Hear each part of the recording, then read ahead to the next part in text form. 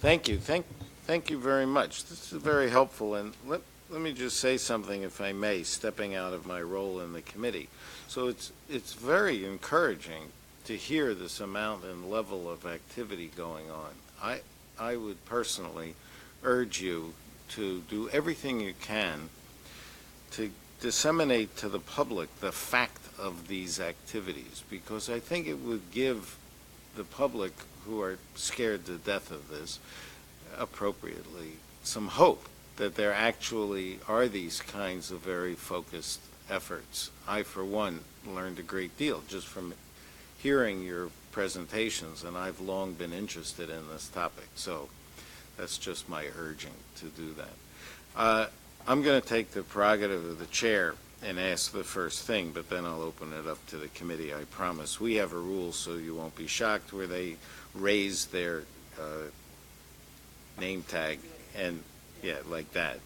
And then I'll know who wants to ask a question. So my question is, put yourselves in our position, and we did benefit tremendously from some of your colleagues who came yesterday and spoke to us about the charge to the group. But are there particular things that you badly want us to hone in on, given the context that you've just described?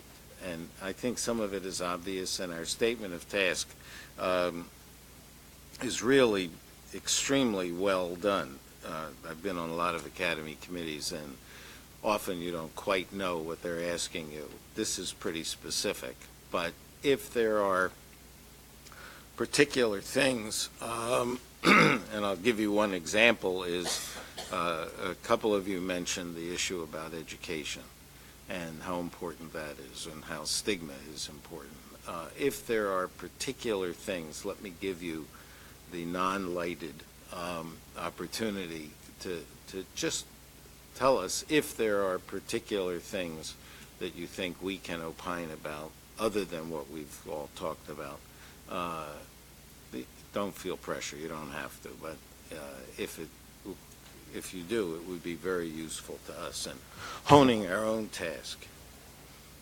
Nora. Yeah, definitively. And the first obvious one, low-hanging fruit, is education. And I think that Chuck O'Brien has been very vociferous about this issue and the importance of providing training on substance use disorder in medical schools, in nursing, in pharmacists, in dentists. And so that's something that I would put forward we could do very aggressively so that we can deploy that. The other issue, too, is that I think that there are significant structural barriers that we have for clearly implementing medication-assisted treatment. And we're speaking, of course, about the ability to reimburse for the treatments given to patients. So in one hand, we have the SAMHSA program and the Medicaid program, but we also have private insurances. So to be able to ensure that there is a program to change that, and consider this also, why is it, and I heard it many times, why is it some of the insurance will not provide the 3 medications, and one of the claims is one of them is very expensive, and so I assume that's basically extended release naltrexone, but it could be perhaps Sublocade. But it is more than $1,000 a month, and it may be 1.3 or 1.4 thousand. So the point is that we don't question that for other diseases in terms of the cost of maintaining patients. So that's one. The other thing that I think in terms of structure is the aspect, again, we're here not to just be politically correct, but to bring up things that we owe it to ourselves to look in the face and determine whether there are ways of doing things better. I always, and as I travel through different states, we have methadone. Methadone has many properties in itself that making an interesting drug. It's an old drug. But should we question that the model that we've used for more than 50 years, the methadone clinic still pertains right now? Or is it hindering the ability of patients to seek up help? Because it actually can be very problematic. And yet at the same time, we have models that show that office-based methadone works as well as methadone clinics. We have models that have shown many years ago that the pharmacists could get engaged. So what is it that we need in order to change those structural changes that are very, very relevant? Because, again, it is interfering with patients getting into it. And I think those aspects about the structure. And the third element, Alan, that you took a lead on it, which is, again, highlights the components. And I didn't speak about it on medications because my understanding is that that was actually covered yesterday. Of course, NIDA invests significantly on medications for opioid use disorder, but the number of industries that are interested on working on that space is very, very limited.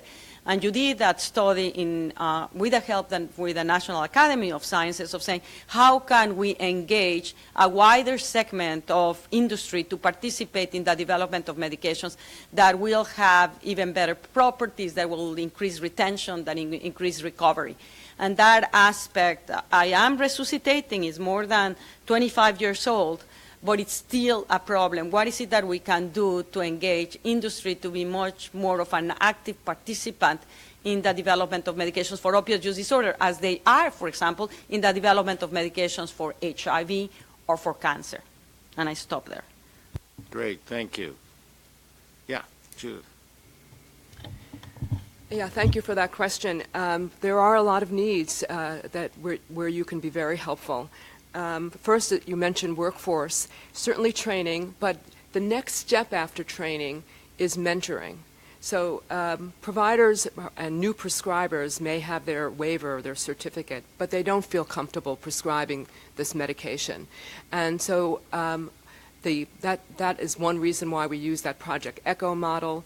But even what they really need is at the point of care to have a champion, an experienced prescriber to mentor them so that they can make the decisions at the point of care. And before you know it, they will be the experienced provider. But how do we pay for that? And I really do think that's one of the barriers between getting that waiver and actually prescribing. A second thing is providing that evidence base for these new models of care.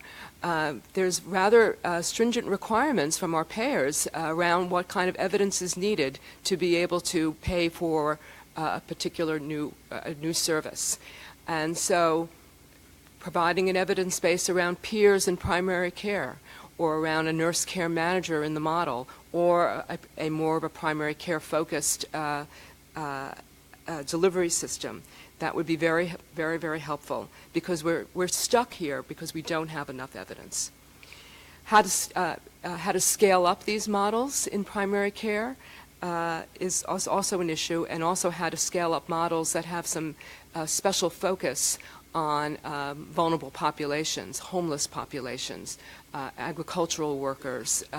What about in schools and our adolescents? So there are some particular populations that need a more customized and specific approach, and we need the evidence base and the scale up. And then lastly, and I guess this relates, we do a lot, we heard a lot about grant funding, but we really do need to move from what the grant provides, which is that seed, that initial step, to actually making it mainstream and making it part of our payer system. Great, thank you. Anybody else? Deepa.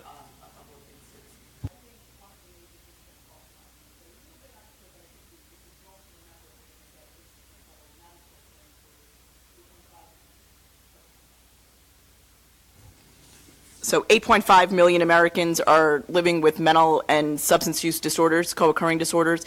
And if you look at the data on individuals with any mental illness or serious mental illness, they have much higher rates, significantly higher rates of pain reliever use and also opioid heroin use. So I think we just need to focus on that. Not necessarily focus on it, but just remember that exists, and we do need to consider that as we go forward on the study and are looking at different models to really see what works for that population and if different things need to be incorporated. The other thing that I would very strongly urge us to not forget are the community supports that need to go along. Medication alone is not enough. So what does the spectrum of care really look like? And I'll This just is great. What a brilliant question. Go ahead, Emma.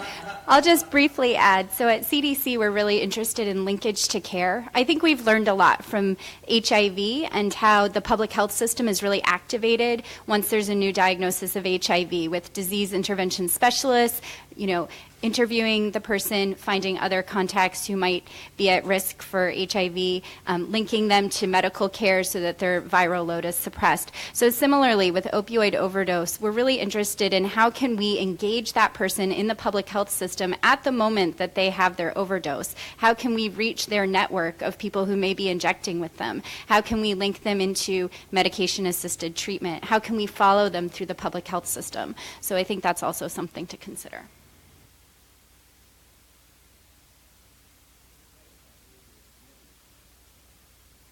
Oops, I'm sorry. Dr. Hurd. Thank you all. It was really important, and I do echo what Alan said, that if you and the public and for us in at different levels of dealing with substance use disorders know how integrated you are, or perhaps you can try to become even more integrated, because that is exactly it. From the research that's done to how, if the research does work, gets implemented into care in all the continuum of care, I think is really critical. But the public doesn't really know that you guys all interact and that there is that importance. But a question that I have, because now you addressed one of the questions, is a number of you mentioned the word recovery. What's recovery for you in the definition? Because, you know, we do research and from 6 weeks to 6 months, and we say, okay, that person is in recovery. But is that recovery? So I just wanted to get a sense of what's recovery for, you know, when we think about treating opiate use disorders. Well, Deepa, if you want to answer it, because I wish, I would say, Jasmine, we should basically speak to the patients and say, what is recovery for them, as opposed to my own perspective. And I think that this is the voice that, we're now very aware that this is necessary to come up with solutions, because otherwise our models are not implemented. So when I ask them that question, one of the things that they say is their ability to be productively part of a social system, to not be hindered by their addiction problem. Right, I would completely agree with that. I think we shouldn't get too hung up in sort of defining recovery from an academic sense, but really exactly what Dr. Velko was saying. It's how it is that the individual person becomes, becomes part of the community, part of kind of regains their productivity and things like that. So, I would feel that that's why we have a voice like Walter's on this committee to really make sure that the patient voice and somebody who is in recovery and has named that. And so we talk a lot about sort of many pathways to recovery and sort of defining recovery on an individual basis. So again, I'd just be a little cautious about having a sort of overly academic definition of it.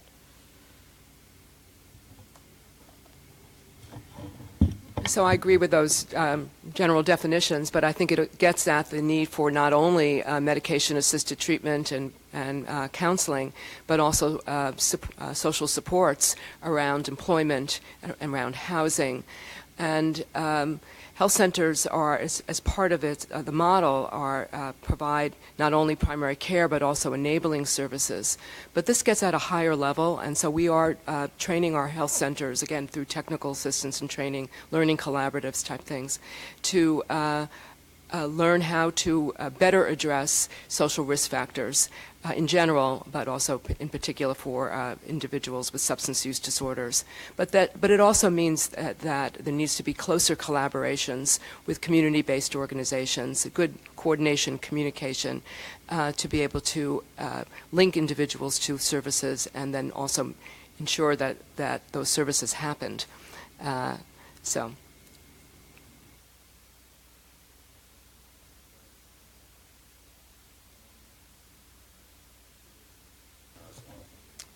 Good morning.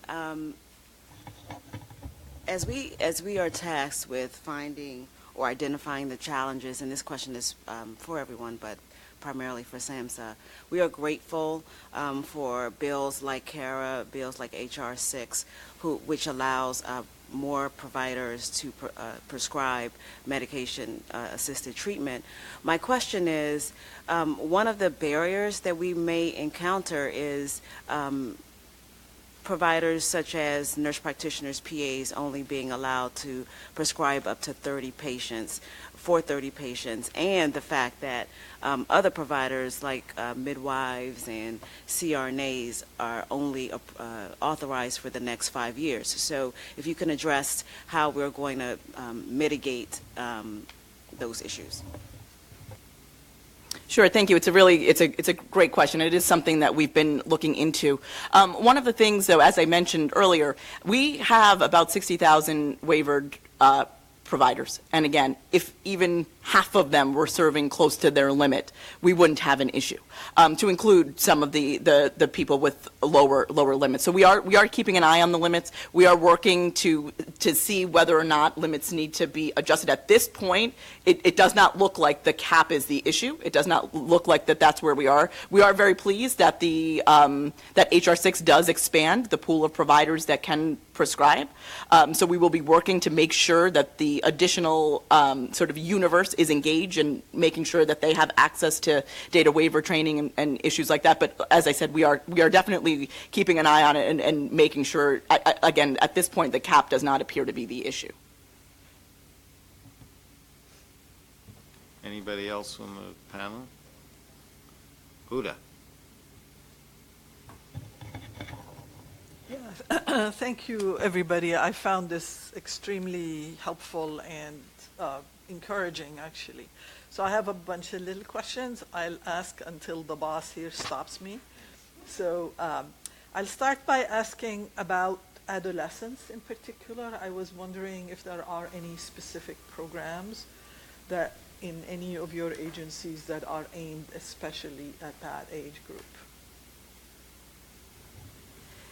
So SAMHSA does have programs specifically for adolescents. It's not specifically for adolescents and opioid use disorder, but we do have a substance use disorder treatment program that is specifically focused on adolescents and transition age youth. So certainly clients who have opioid use disorder, who are misusing opioids, would be served in that program, but it's not specific to opioids. And our SOR funding is also available for adolescents as well. And from the research perspective, we have, as part of the HEAL initiative, one of our priorities is actually to do research on prevention interventions for young adults.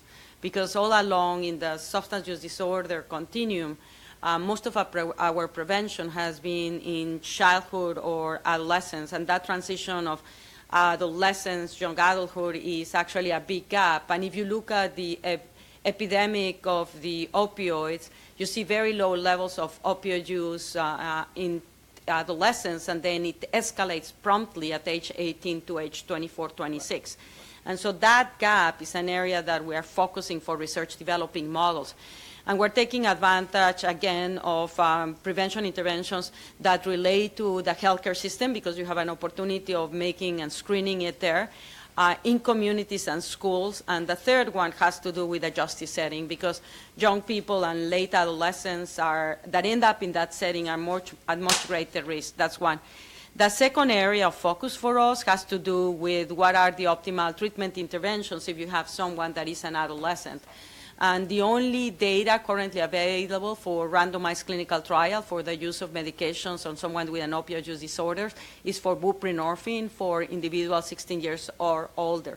Now, there are very few teenagers less than 16 years of age that meet that criteria, but there is no data. And then the third area of research is that of understanding better what are the factors that can serve as biomarker of greater vulnerability.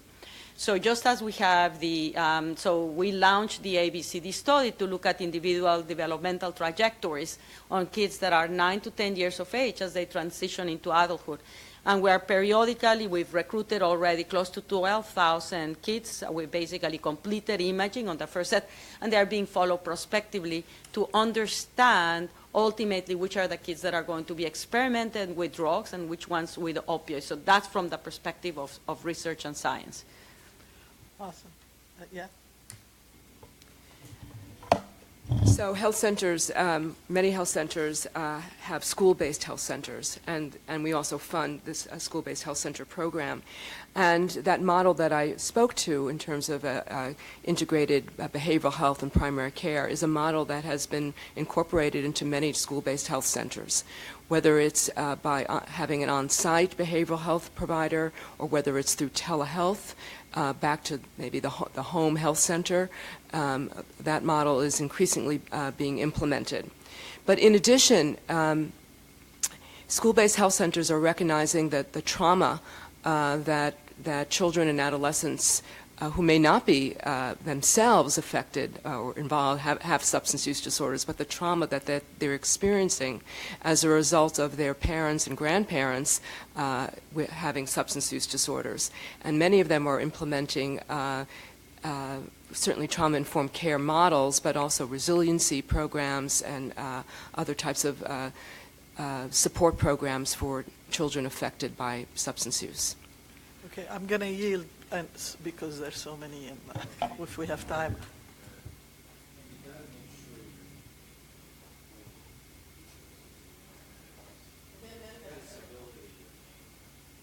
Why can't I show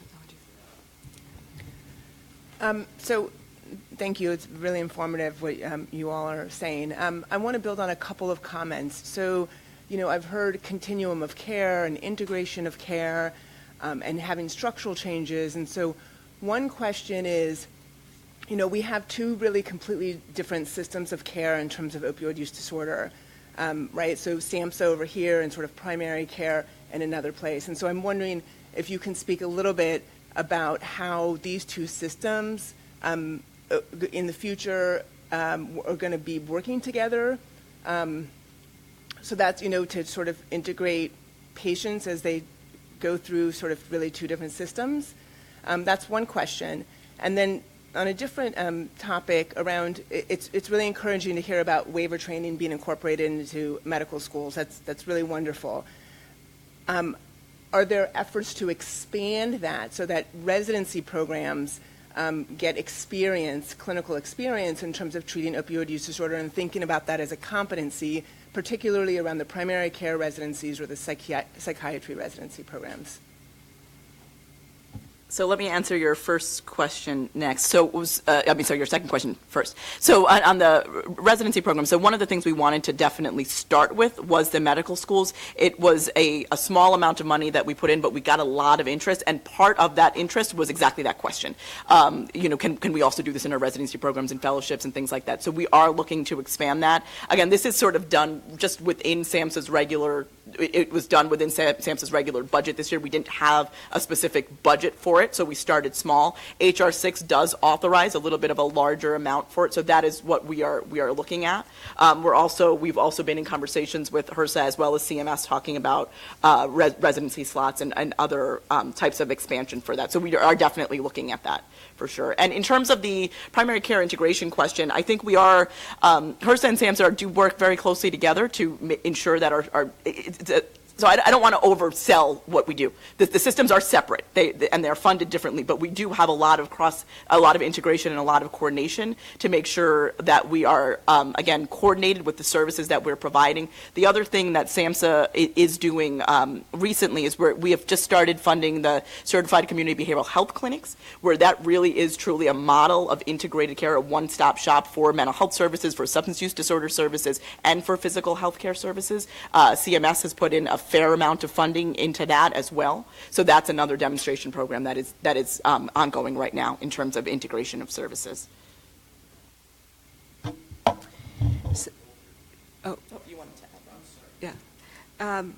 As far as residency training, we are encouraging health centers to get on that health professions education continuum, because we recognize that that we can't achieve our mission if we don't have the workforce. So in health centers that provide at the start of that continuum, rotations all the way up to actually running their own residency programs will have a leg up in recruitment and retention.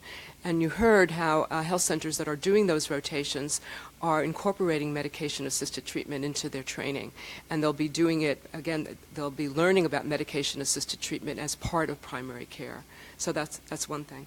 The second, as far as the coordination between these two different systems of care, I was very encouraged to see more coordination on the ground. I just came back from Colorado, where there was a health center, a primary care conference for health centers, and did a site visit and also heard from some sessions how health centers are collaborating with community mental health centers.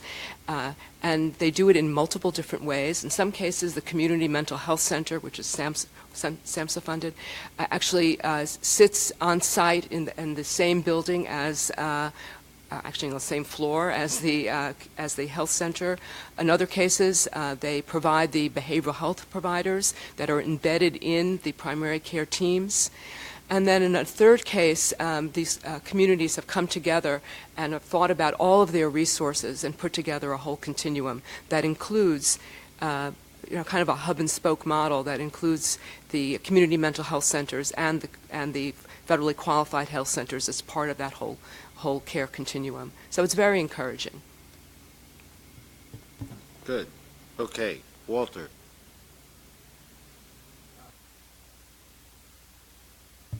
There we are. Okay. I want to thank you all for being here today. 2 points. One is for, actually it's really more of a comment for Dr. Volkov. I want to thank you for bringing up the model of office-based methadone treatment, which seems to have fallen out of vogue, even though there is a good support for it. So it hasn't come up yet, and I wanted to thank you for bringing that up. And the second thing is, several of you brought up peer workforce and peer workforce development, and also data. And those are two areas where, especially in medication-assisted recovery, we don't have a lot of data, and there is huge issues of reimbursement. I want to know if any of you have any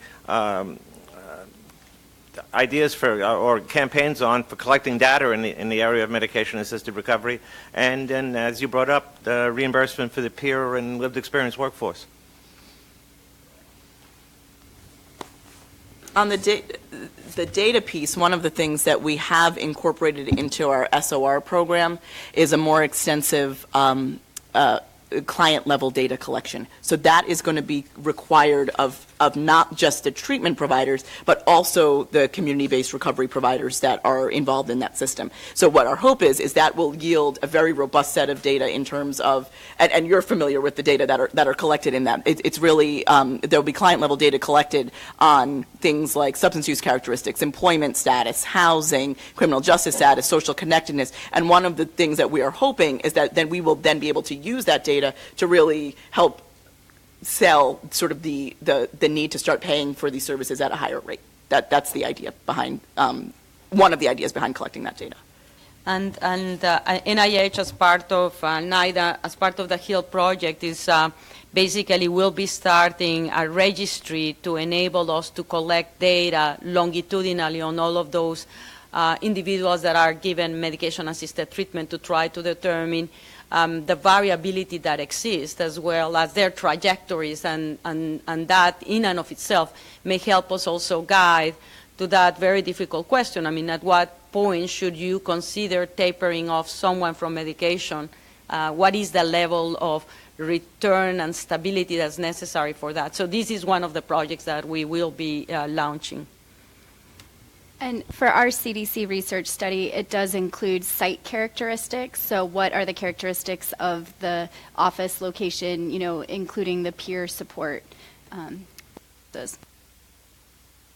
If I may, because I think that an aspect, and Deepa and I were discussing it, and my team at NIDA knows that I'm pretty obsessed about it because it's so relevant, is the notion of, in general, we need to have data that is more up to date. So, for example, as we are launching all of these initiatives, we want to determine if they're successful or not. And right now, the official overdose fatalities comes from 2016. So it's very difficult to then intervene promptly. So that's one, to more up to date. And also, and again, with Deepa, I was discussing the notion, I mean, how accurate are our estimates of individuals suffering from an opioid use disorder? And that metric is very important because it determines what are our goals. It anchors our goals. So if it is 2.1 million, then basically on the basis of the numbers we were making it, there's more than 50 people that are being treated with medication for opioid use disorder.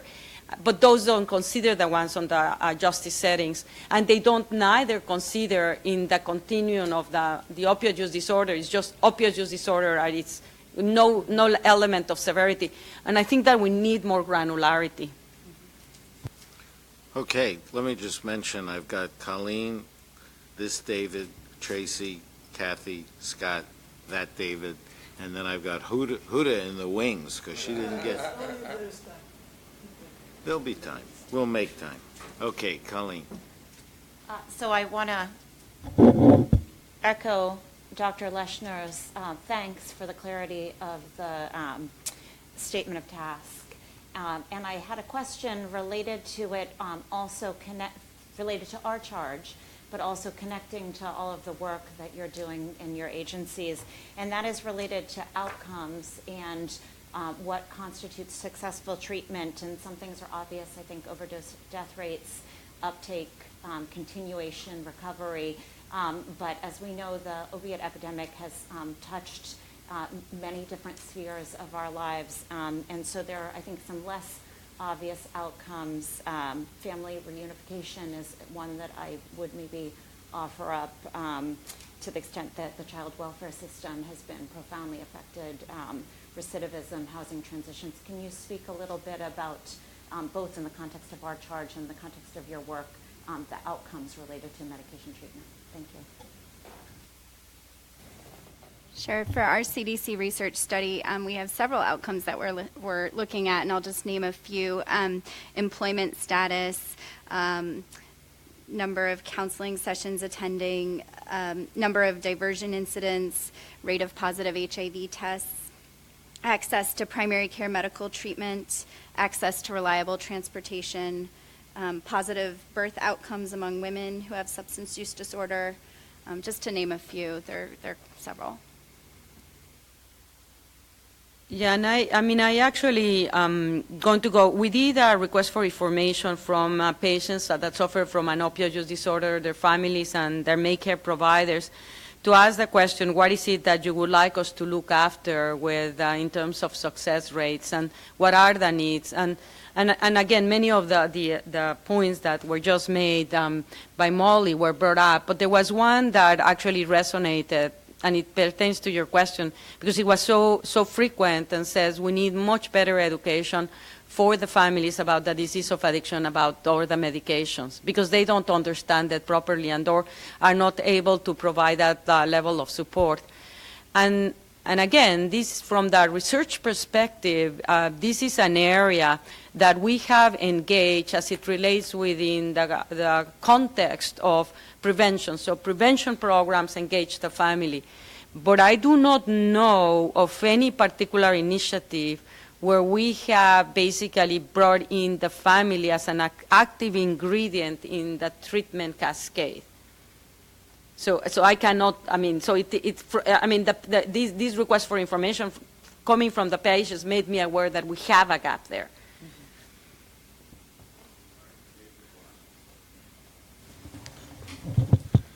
Thank you to the panel for very good insights and perspectives for us. I just have a very small question for Dr. Evans on the CDC study, and I may have missed this during the presentation. So you have 4 arms, and what is the mechanism of assignment to the arms? So it's based on what they would already be doing. So it would include a site that does methadone, right? And so then the people who are enrolled in that site would be on methadone. It would include a site that does outpatient-based buprenorphine treatment. Those people would be on buprenorphine. It includes people who, for whatever reason, opt to do counseling only, and they would be enrolled in that. Does that answer your question? Tracy. Thank you. Thank you all for your wonderful words and presentations. Sure. Thank you. Thank you very much for your presentations and great insights into your agencies.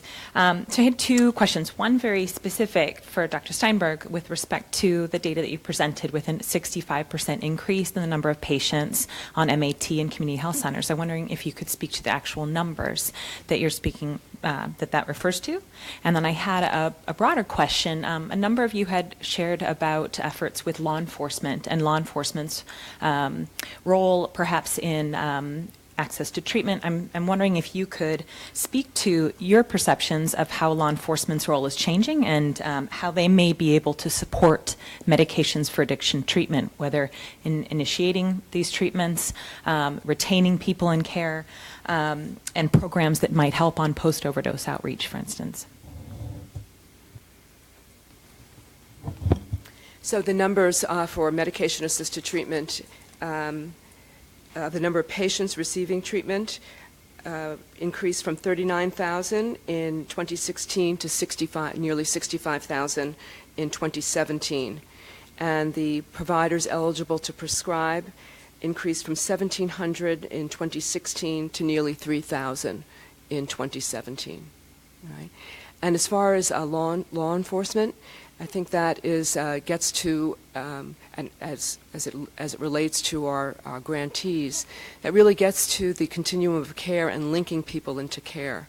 So after overdoses and either from the bringing people to the emergency room or even community reversals, community-based reversals of overdose, getting people into care and getting them into sites such as health centers. We have to be part of that continuum as a linkage site. And one of the things that we're doing, one of our, I'd say, top projects on the Hill is what we call in the Hill Initiative at the NIH is the Healing Communities. And the Healing Communities is actually going to be a study, you heard, I think, yesterday from it, but the idea is to be able to integrate evidence-based practices in a particular community, in several communities in a state that have higher rates of overdose mortality than the rest of the country. And to determine how this integrated evidence-based approach can result in improving outcomes as it relates to overdose, recovery, treatment.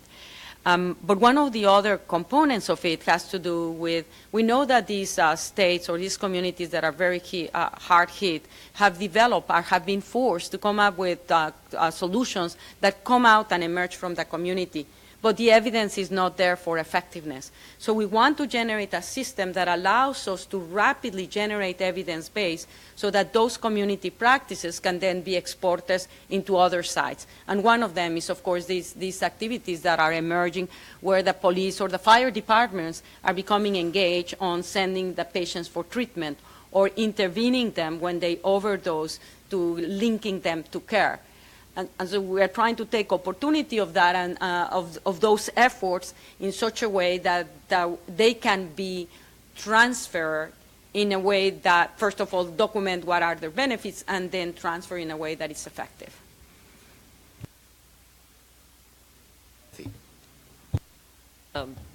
Thank you all again. This has been incredibly informative and encouraging. So I have two related cascade level questions. One, you've mentioned a couple times that if all the providers who were waivered were actually anywhere close to their limit, we wouldn't have a problem. What's your sense about why the waivered providers aren't providing? And then my second part is what's your sense about, even if we got them, if we got people on to MAT, we know that the extraordinarily protective factors in terms of preventing morbidity only pertains while the patient is still on treatment. So what are we thinking about the 50% retention problem? Right. In terms of why people aren't prescribing, we've done some surveying of that, and there are a number of different reasons. One is sort of the administrative burden of it. One is the fear of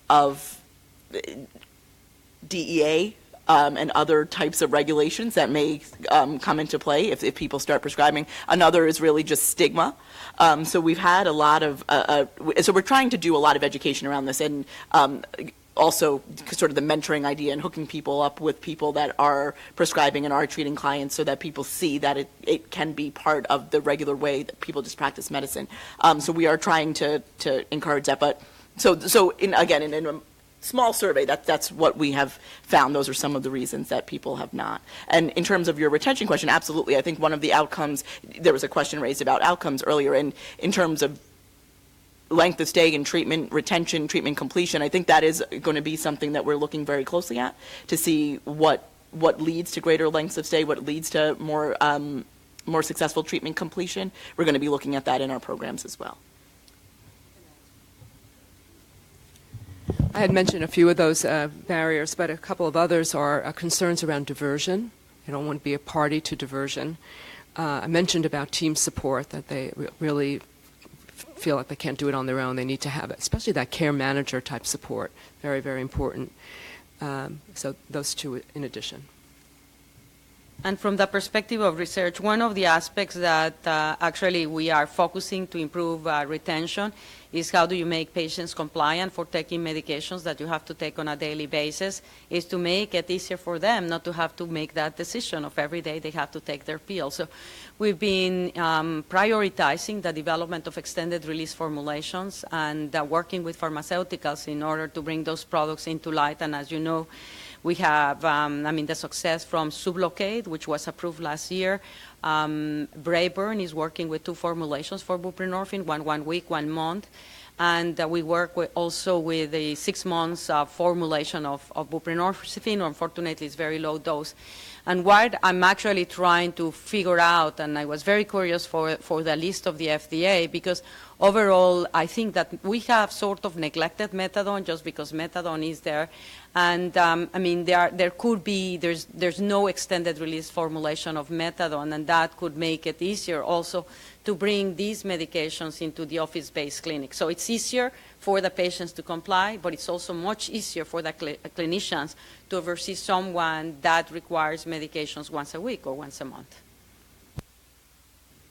Can I just add, not so much from the CDC perspective, but as an internal medicine physician who prescribes buprenorphine, and when I was leaving my very rural practice and trying to, get my colleagues to get waivered and take over my panel, I think that there's a sense of burnout, particularly around, drug-seeking patients, and people don't understand the benefits of seeing somebody go through recovery and treating them and seeing them function now, and so I think that that's a factor to prevent people from, even becoming waivered, or if they are, it just takes one patient that they feel manipulated them or whatever, and then they're done.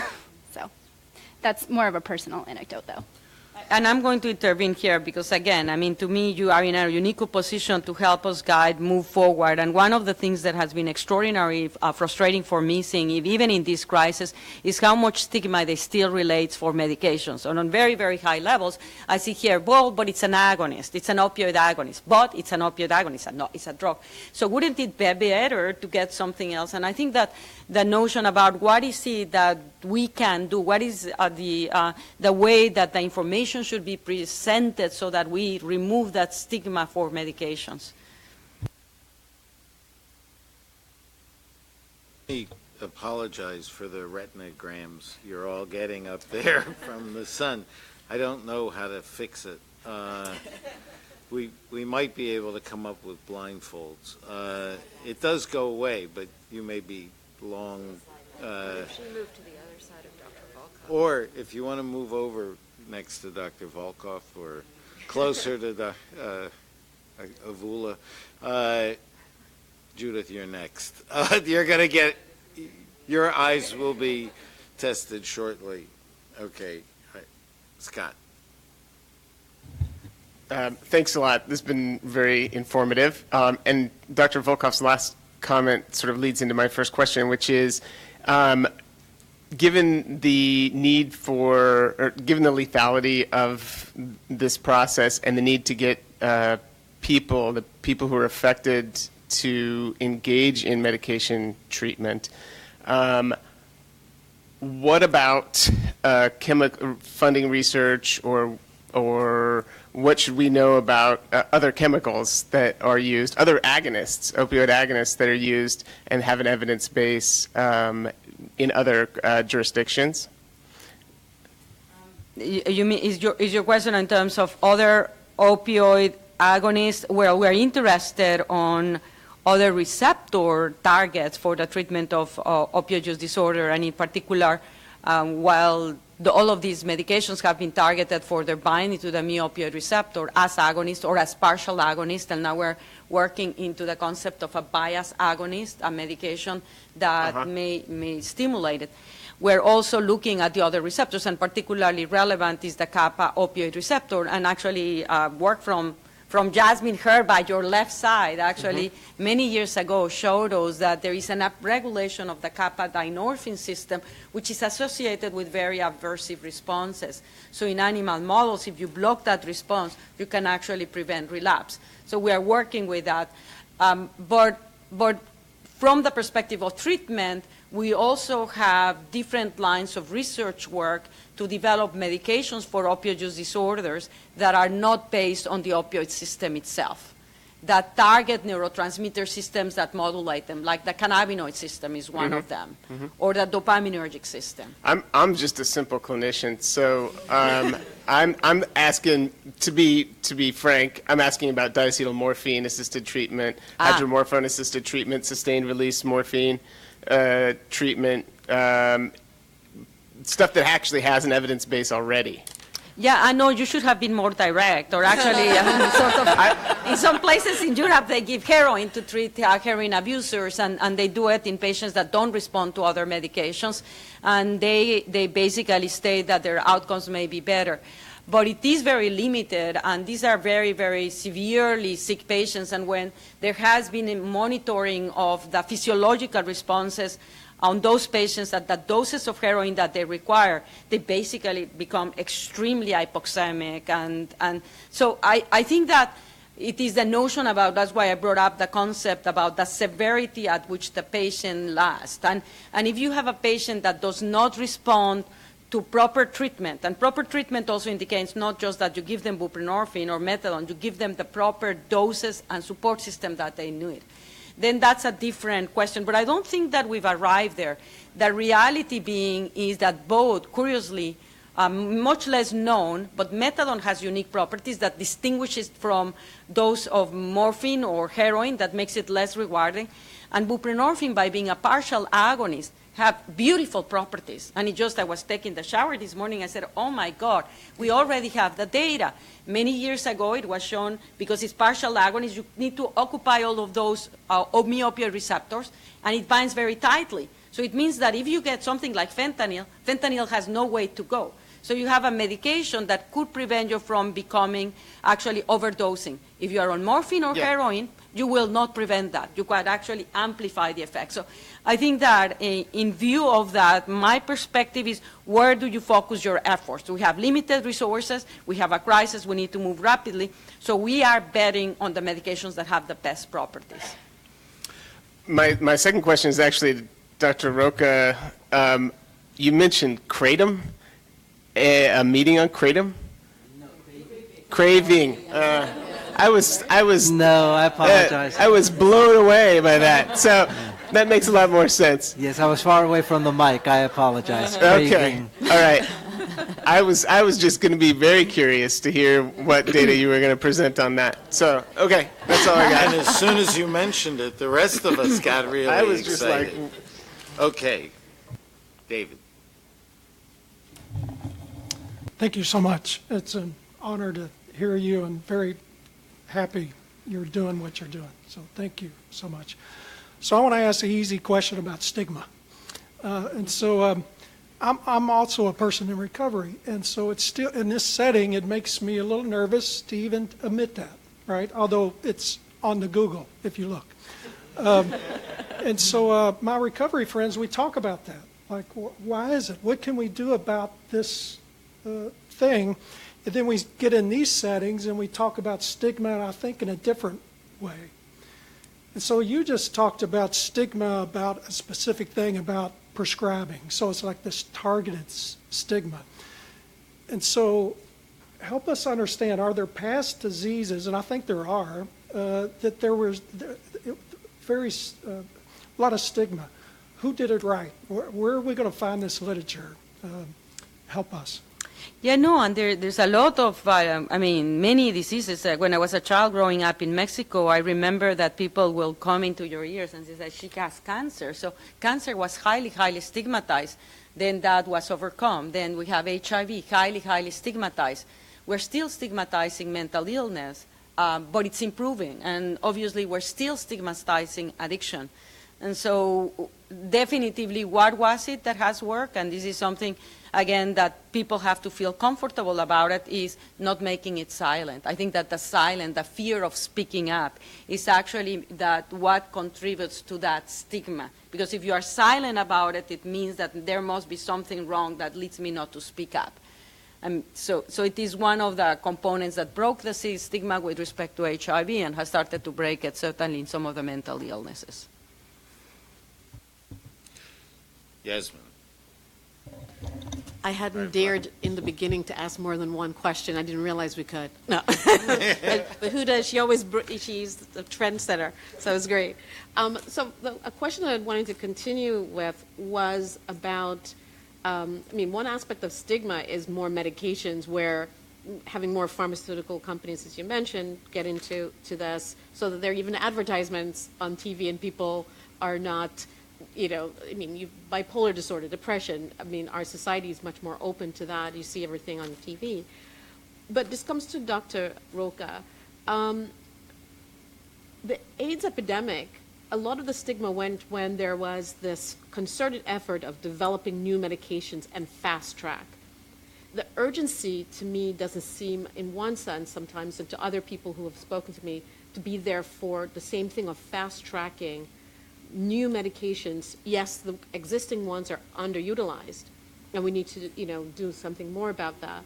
But what's the FDA and related organizations doing to fast track this urgency for looking at new medications? Okay.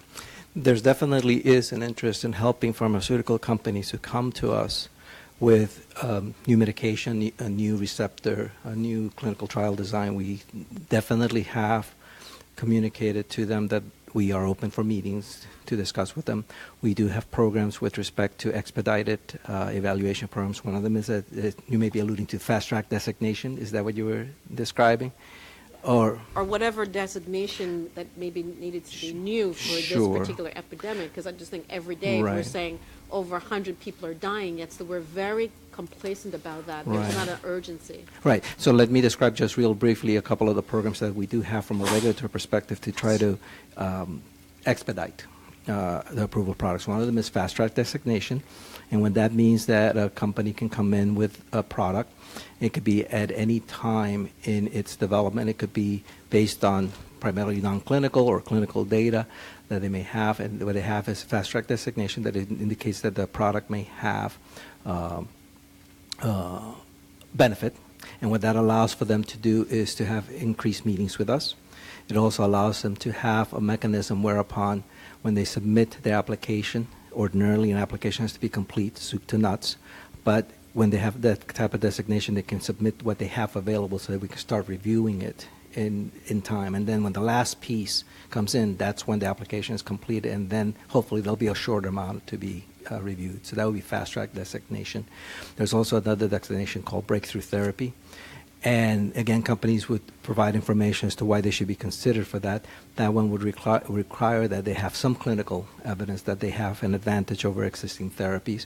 The advantage can be either efficacy or safety, or potentially both. Once an application has been submitted, we have what is called priority review. What that means that ordinarily a review clock is 10 months for a new drug application, but for priority review, which can be requested by a company or initiated on our own initiative when we think the product has that possibility, it will be reviewed within 6 months. So those are some of the options. And by the way, the breakthrough designation and fast track designation, we can actually tell the company that, hey, we think that this may have an advantage. Feel free to apply for that, and we can actually help them as to what kind of information they should provide so that we can evaluate it, send it up to the appropriate committees that make those determinations so that it can hopefully be designated as such. So there are certain things that we can try to do to facilitate the process. So what do you think your timeline is? So when you say fast track, or breakthrough, when you think about it, you said about 10 months normally to then go to be able to go to the next level. Well, first it's speaking to you guys, setting up meetings, then putting the applications together. So if you put the timeline of, what would your normal timeline be, or perhaps a range when you think of new medications? Okay, now the 10 months is for the review of the application once it comes in. So 10 months to review an application? That's the normal one, but as I was describing, if it was a priority review, it would be reviewed in 6 months. Now, the timeline that you're describing, are you trying to also get an assessment of the timeline from when the company first comes to us with a potential product and they're interested in getting information on the clinical trial design and things like that? Is that what you're trying to get a handle on the timeline for that? Well, hopefully they will have their clinical design because they've, before coming to you. But I just wanted to know, you get an application, somebody's going to submit. How long does it usually take for that process for a new medication to be evaluated, approved, whether provisionally or not? And is that a year, 2 years before you would think that it can then start to be used in some way, shape, or form? Right, that would be the 10-month time frame that I mentioned. And by the way, it doesn't mean that we have to take the whole 10 months. We can certainly review it sooner than that. And with respect to 6 months as well. What it means is that that's the maximum time period that we can take for a regular NDA, just run-of-the-mill, 10 months. And for priority review, the longest we can take is 6 months. But we can certainly act upon it sooner. Okay, Laura. Does that help? Yes, thanks very much. Good. Laura. It's great to have all of you in the same room, literally at the same table. So this is a unique opportunity I think we have. So I think one of the benefits of going sort of last here is some of the overarching themes that I've heard are stigma and access, and I think those things are related, and integration of services and education, medical education, being two ways to really approach that and reduce that stigma and increase that access. So I'm going to throw out something radical, which is, there are structural barriers, as Dr. Volkov mentioned, like how we prescribe methadone is a real structural barrier to access. Even CFR 42 is a structural barrier to integration. And why do we have to have a waiver to prescribe buprenorphine? I mean, is anyone talking about those things as a way to increase access and really achieve true integration of services for substance use disorders? So we are definitely talking about 42 CFR Part 2 for sure. We are looking at that. There was a bill recently introduced in Congress that didn't pass in its current form, but basically it was to open up 42 CFR Part 2 to make it more aligned with HIPAA. So we're looking at that. We're looking at, there's obviously different viewpoints on that, but SAMHSA is definitely engaged in a process to look at the regulations around 42 CFR Part 2 for sure. At this point, we're definitely not ready to say that there should not be a waiver for, that there should not be a data waiver. That's not something that we're looking at right now. And part of the reason is if you look at the data around diversion and also, again, some of the other concerns, we're just not at the place where we think we're ready to say that there shouldn't be a waiver for prescribing. And I'm going to reiterate on this point that Deepa made, because one of the things that keeps me awake at night, literally, is the notion that we don't want to be over-prescribing buprenorphine. And I mean, let's learn from the past lesson of the over-prescription of opioid medications. And it may become very easy for someone that comes into the emergency department with symptoms or physical withdrawal and with tolerance, but really is not addicted to opioids, has physical dependence, to give them a buprenorphine, or to send someone that may be struggling from pain medicine, also with physical dependence, to be sent into a methadone clinic. So I think that it behooves us to ensure that there is proper diagnosis and treatment of individuals that are being given these medications. All right, we have 7 minutes left in this session. Huda, we're back to you. To hear that many of my questions have been asked and answered, and and also some of them tangentially, like the new medications that you're thinking about at your institute, Nora. So that's great. I have 2 remaining ones. One is about messaging, and it relates to the question of stigma. And I think that when I think about stigma, I think it comes from a couple of reasons. One is fear, like when cancer, like, you know, something bad is happening, we don't know how to cope with it, it makes us nervous, we hate to talk about it.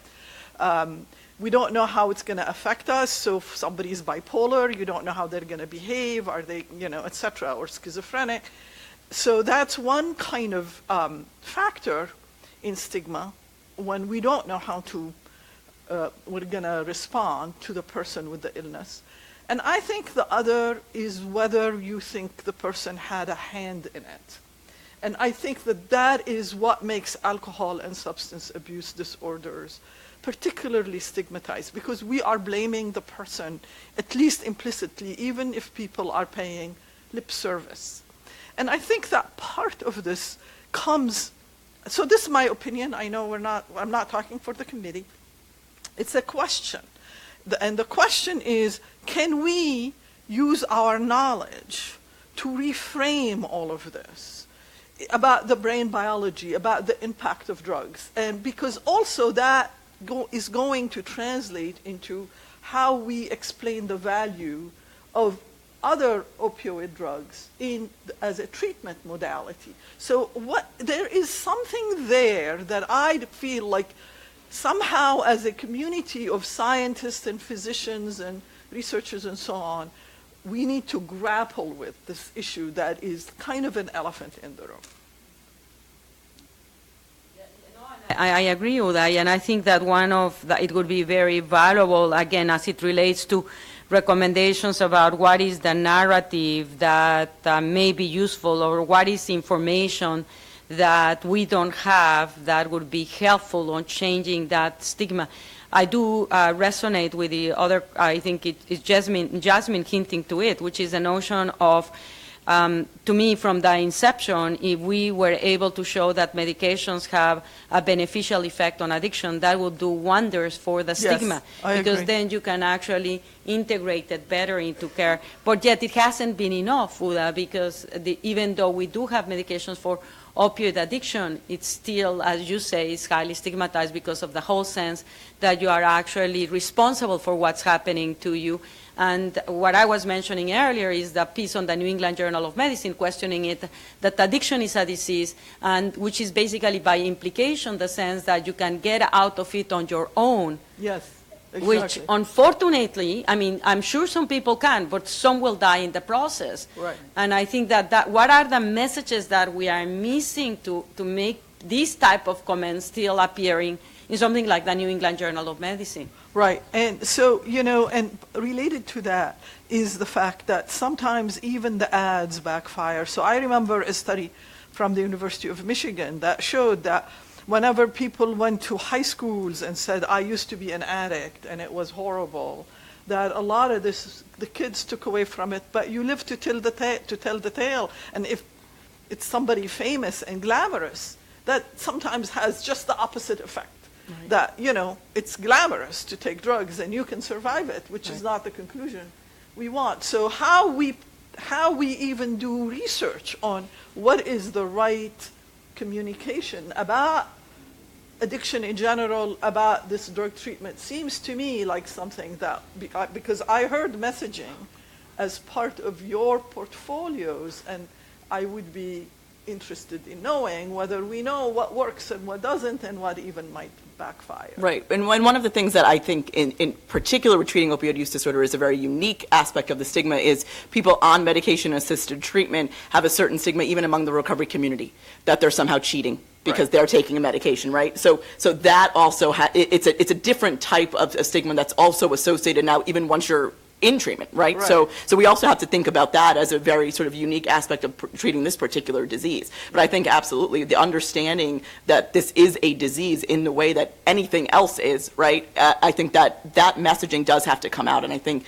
that will assist in some of that. So that is something that we are sort of looking at in terms of how to package that and make sure that the general public can understand that in again with the basis of a scientific community, but in a way that the public can understand. Yeah. Okay, Huda, quick. Okay, my other one is in this data collection, much more cerebral. In this data collection, it would be an amazing opportunity, right, for biomarkers, for pharmacogenomics, for genetics, etc. Is there an integrated effort on a very large scale for, not short term so much, but for orchestrating data collection that would help us in, like, eventual precision medicine in this arena? Ud, I'm glad you are asking that question, because what was in the back of my brain as all of my colleagues from the different organizations is we don't have the VA hospital, and they've had a long tradition of electronic health records with really remarkable information and databases. And so what we are doing at the CTN is basically doing that, initiating this registry. But it would be very good to actually ensure that it is harmonized and standardized with information from other sites that already have those electronic records. And I don't know if you're planning to bring someone from the VA hospital, but I would urge you, because they have been treating opioid use disorder for a long time, and they do have that databases, to hear what they may have to make it more available to others for research. Wow, what a fabulous session. This was really great. Thank you, and thank you. Very, very helpful. Okay, 15 on the nose, and you'll be back. Okay, thank you.